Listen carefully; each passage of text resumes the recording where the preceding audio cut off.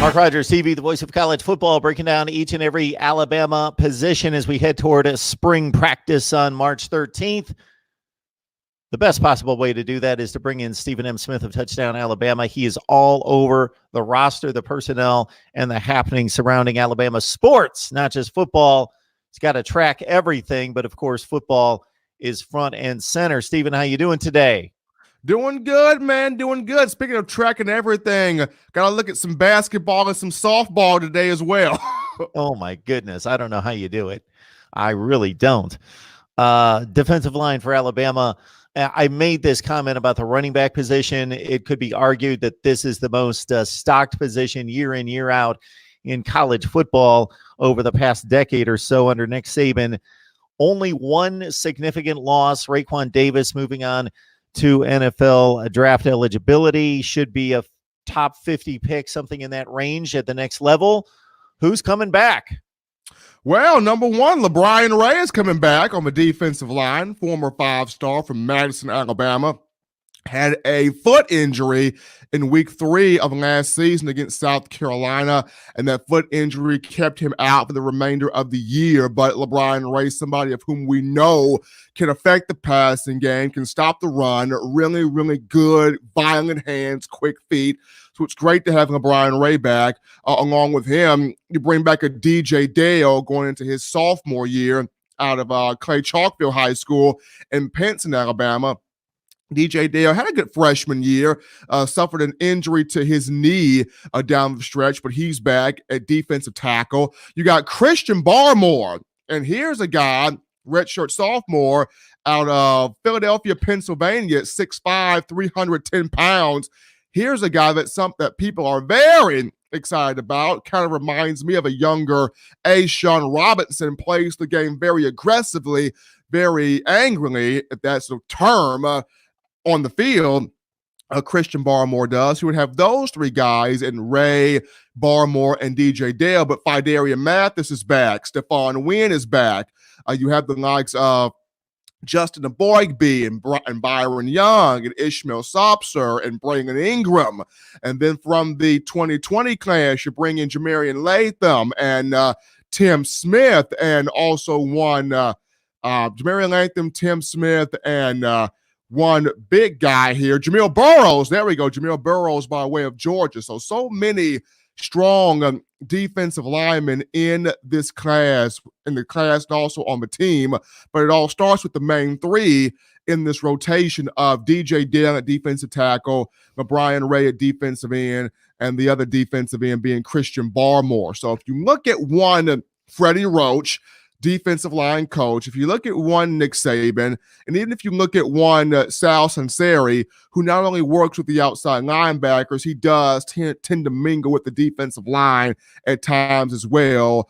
Those three coaches in particular, Freddie Roach and Sal Sunseri, they got to be really happy right now with this group on the defensive line. Yeah, LeBron Ray, of course, as you mentioned, is a sophomore back in 2018 on the field for 13 games, 6 tackles for loss and 2.5 sacks. Was looking to have a big year last year. Before that was cut short as a junior, only played 3 games. Barmore in limited action, 6 tackles for loss. He got into the backfield, a couple sacks for him, and Dale had 3 tackles for loss. So is this position, as it's obviously very strong, is it Alabama strong? I think it is. And it goes back to getting the right coaching in here to push the potential out of these young men. And you bring in a Freddie Roach, who was here twice before on Nick Saban's staff, 2008 to 2010. Roach served as an assistant strength coach under Scott Cochran. And then 2015 and 2016, he came back as a director of player development. And in both of those stints, he saw 2 national championships, one in 2009, of course, the other in 2015. If you look at Roach's work as a defensive line coach at Ole Miss from 2017 to 2019, we're talking about 84 sacks combined in those 3 years.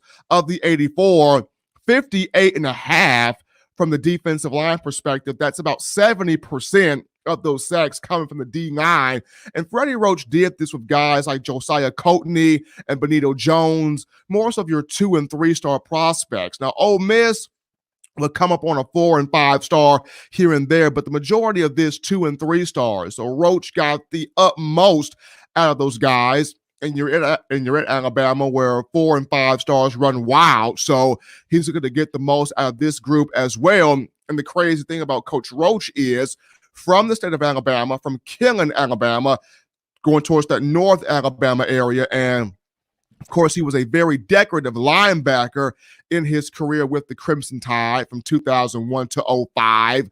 That 05 season, he was part of that defense that was in the top 10 in the country in all 5 major defensive categories, playing alongside the likes of Juwan Simpson and D'Amico Ryans and Rudy Griffin, Ramsey Robinson, Roman Harper, Charlie Pepper, names that really ring a bell in terms of Alabama fans that were a part of this program long before Nick Saban made headway in here. So Freddie Roach, you get the right coach in here, you can have the guy that push the talent and the potential out of these young men, and that's what Coach Roach looks to do with this litany of talent that you got here on the defensive line.